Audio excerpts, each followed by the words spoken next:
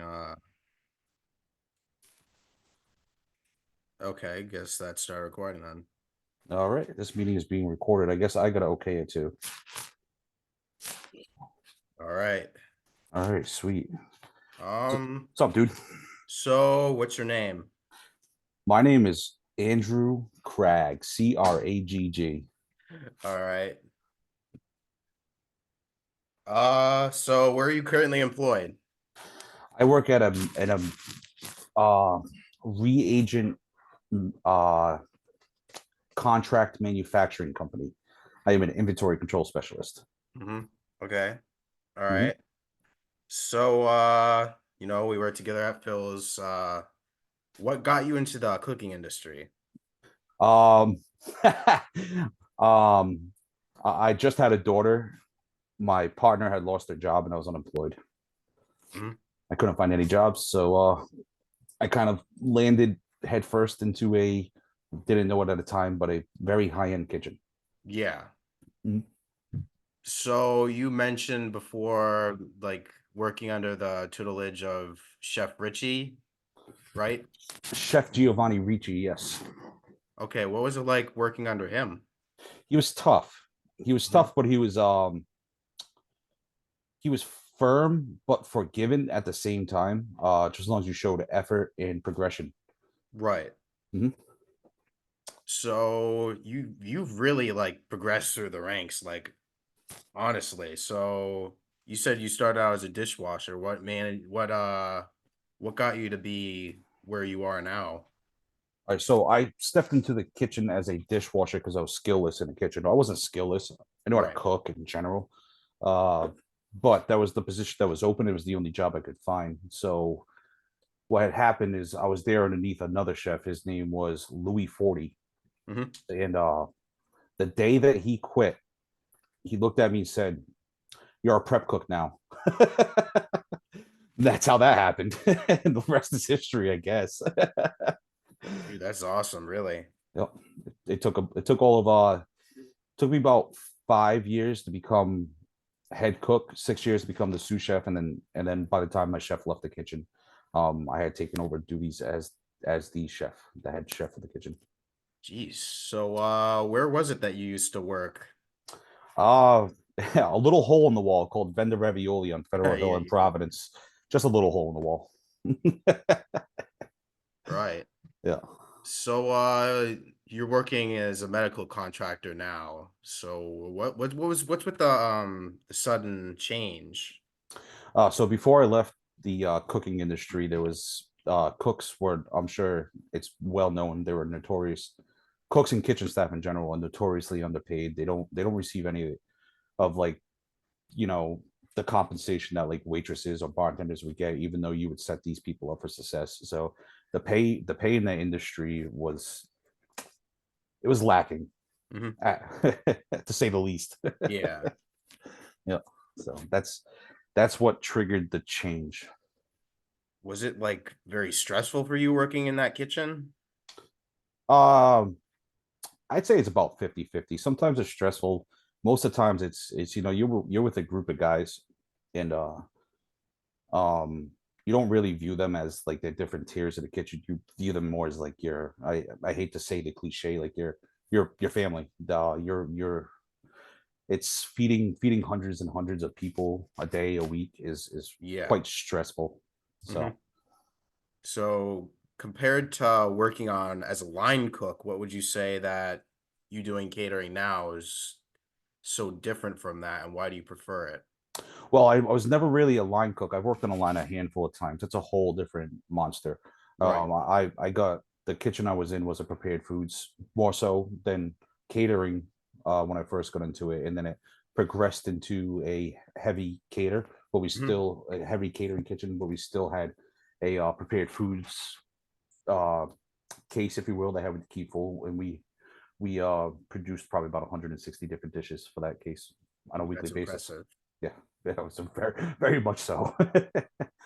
So yeah, uh, it so you don't have the stress of like a short orders. So like you don't have tickets coming in saying, hey, I need a steak, I need a lobster, or whatever I need. Yeah, yeah, yeah. It's so you're kind of at your own leisure on that aspect. So I think it would be a little less stressful than a line would be, Yeah. up until it's time to perform in a banquet or a catering setting. Mhm. Mhm. So, what experiences shaped you as a cook? Like for me personally, it's just been working over the weekend at Phil's and you teaching me everything like Oktoberfest and the more recent Reggae Fest. So you have to be able to multitask, Yeah. and that fits certain certain personality types better than others. Like the people who would have like ADHD or something like that, they're able to think of multiple different things at the same time, and know which to latch onto first, and run with that. Uh, Organization, cleanliness, leadership. Hmm. Um, uh, you lose. You can't be hesitant. You have to be. You have to be very firm, and you have to be. You have to know. You have to know. You have to have a game plan. You have to, proper preparation prevents a poor performance. You have to Right. be prepared for anything, and understanding that anything can happen in the food world. You never know if you're going to drop your roast on the ground, and what do you do now? Oh yeah, yeah. So that's a possibility. Feel that, right? And roast ain't easy to replace. So yeah, good luck. So they're getting steak tips now. So yeah. So for the my UI writing project, we talked about it in texts, like the phone call. So I'm doing beef brajol, as you well know. Uh Beef broccioli.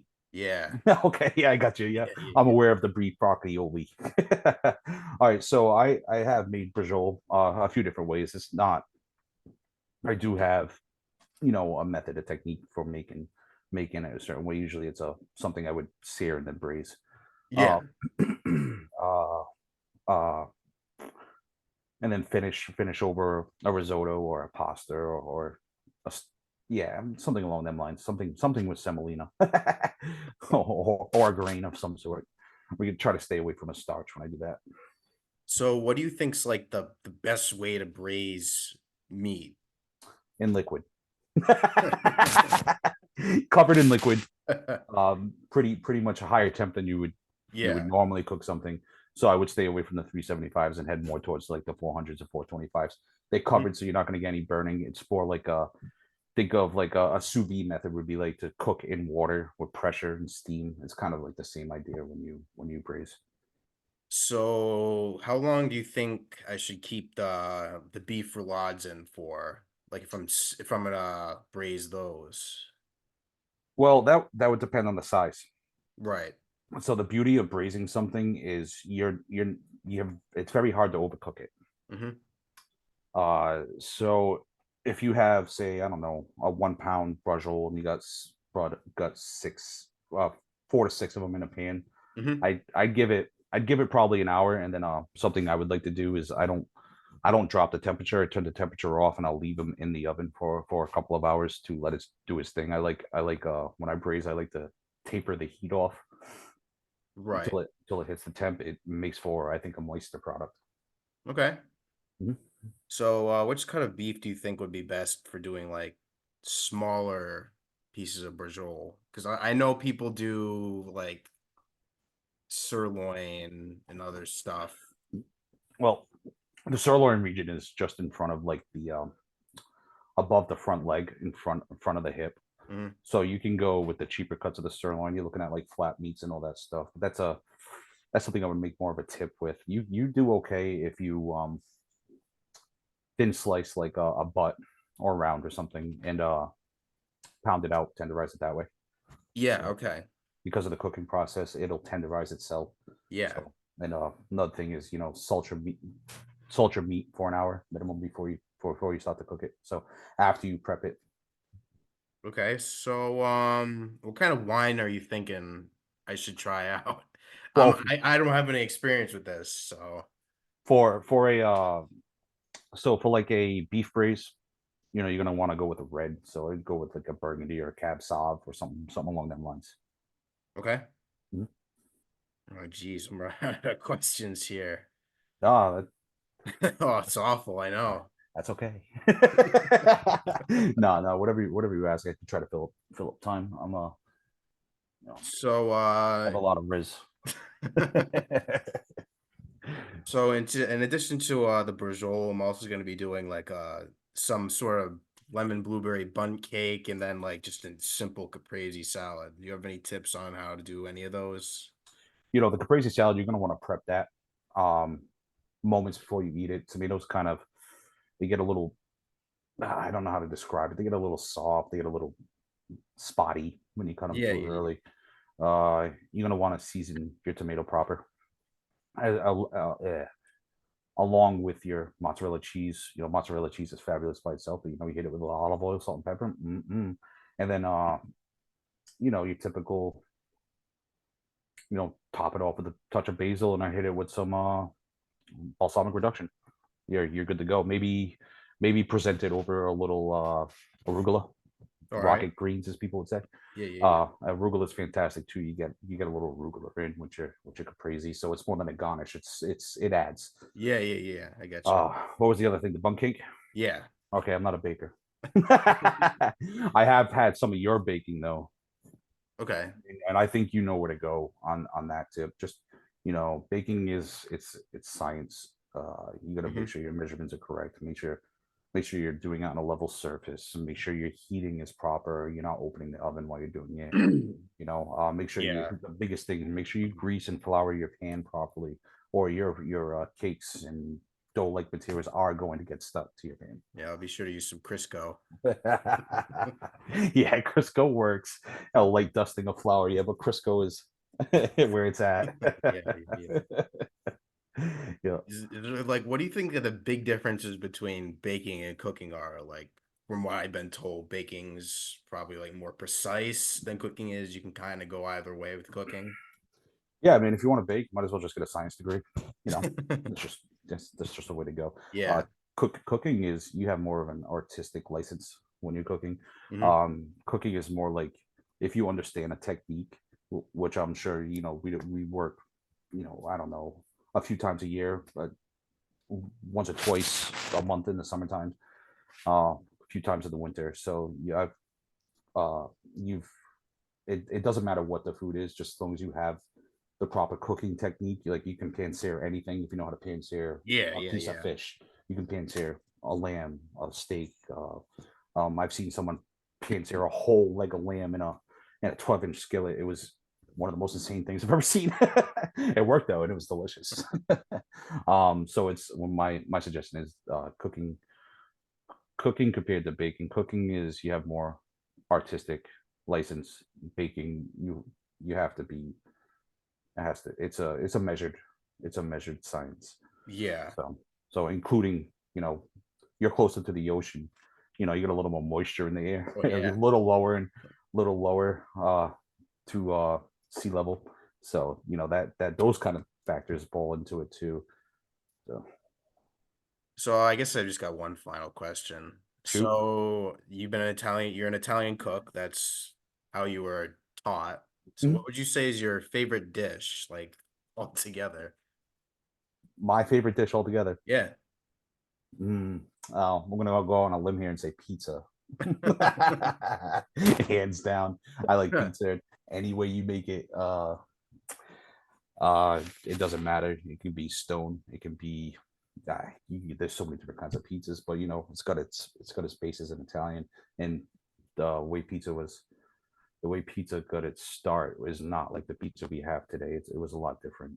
So, but what it Right. turned into is, it's Yeah. a beautiful thing, isn't it? Yeah.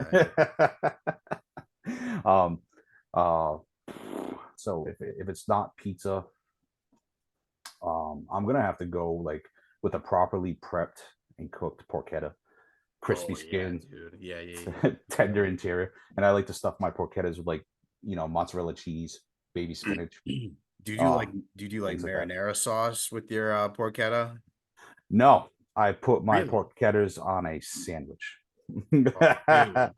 I eat it straight up on a roll. You're a Yep, heathen. You are a heathen. an Italian roll at that. Yeah, and you get the little bit of the pan drippings, drop it right in. I don't know, maybe it was an accident, maybe not. Yeah, dude, that's awesome. Yeah, so that's the way we like to go. All Uh, right. so you wanted to touch base why I transferred, right? Yeah.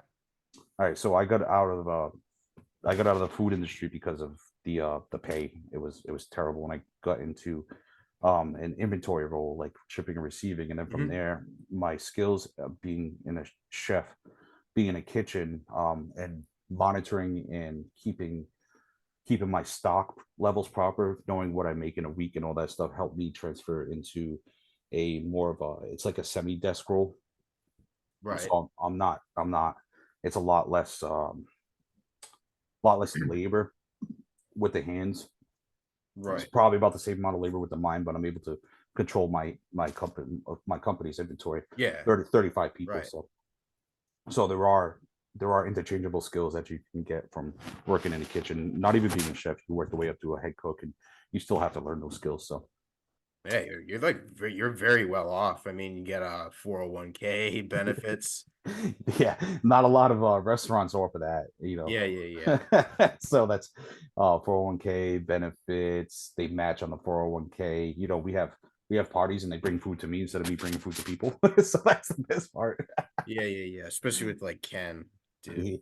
Yeah, yeah. Right, Yeah. right, exactly. So on that beef brajol recipe, I'm gonna send that over to you via email, Okay. so Cool. you can have a copy of that. And if there's any other kind of recipe that you're looking to do, I create a lot of my recipes on my own, just based off my cooking technique and understanding flavor Oh, dude. combinations and how to. Literally anytime. Yeah, yeah, Anytime. yeah. Just Yeah, feel yeah, free, yeah. Just give it over. feel free to send me an email or whatever, Yeah. and I will tell you how to hook something up proper. All So right. I'm sure your parents would love Oh yeah, for that. sure. uh, so I had a question for you. Yeah. Who's going to be looking at this video?